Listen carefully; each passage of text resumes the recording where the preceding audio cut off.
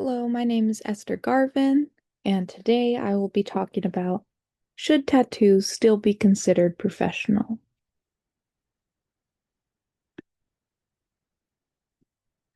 Imagine walking into a hospital and seeing your surgeon has a sleeve tattoo. Would your trust falter, or would you focus on their credentials? Tattoos have existed for thousands of years across cultures. Yet, in modern professional settings, especially in medicine, education, and corporate fields, they're often viewed as inappropriate or rebellious. Tattoos should no longer be seen as unprofessional in the workplace. Judging someone's competence based on body art is outdated and harmful, and it's time we change that. According to a study by the Journal of Continuing Education and Nursing, visible tattoos still have an effect on hiring decisions, despite having no evidence of diminished job performance. Many professionals feel pressure to cover tattoos, fearing discrimination or a loss of opportunities. This mindset reinforces biases and penalizes employees for self-expression. It is also disproportionately affects younger generations and minorities, who statistically have a higher rate of tattoos. In my image here, you can see that 30% of hiring majors cite tattoos as a limit to career potential. Yet around 45 million Americans have tattoos. So, if judging by appearance is bad, how can we fix it?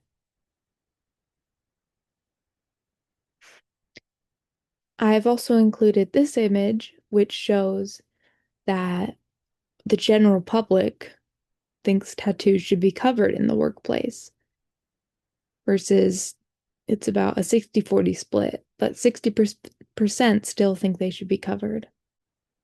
All right, along with this graph that's showing just a general opinion of people in the workplace, I also found an interesting article that surveyed people about an officer's professional appearance. While most people said that a lack of physical fitness actually was more unprofessional than tattoos, 22% said that both physical fitness and tattoos were unprofessional, and then 4% just said tattoos. But that shows that about 50% of people actually don't mind officers to have tattoos. While this is good news, compared to the other survey, it kind of shows that maybe there's a different standard for different types of jobs, which is kind of interesting. Moving on, let's talk about the solution. Some companies like Starbucks have responded by banning only offensive tattoos or requiring them to be covered. While this seems reasonable, it still suggests that tattoos are inherently inappropriate. Instead, businesses should adopt appearance-neutral based policies that focus on performance and professionalism, not aesthetics. This encourages inclusion, authenticity, and retention. Companies like Starbucks have already embraced this shift and have seen no drop in professionalism.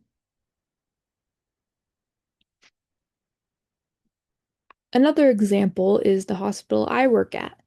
I looked up our policy on tattoos, and it was pretty much the same as Starbucks.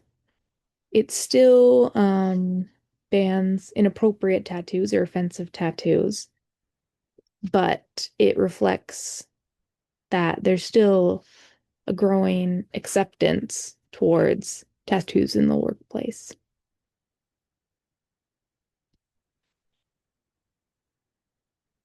Whether you're a future employer, HR rep, or just someone with an opinion, you can help change workplace norms by reconsidering how you judge others' appearances.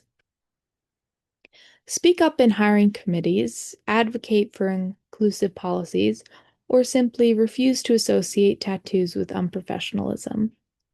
You can even sign or start petitions supporting inclusive workplace guidelines.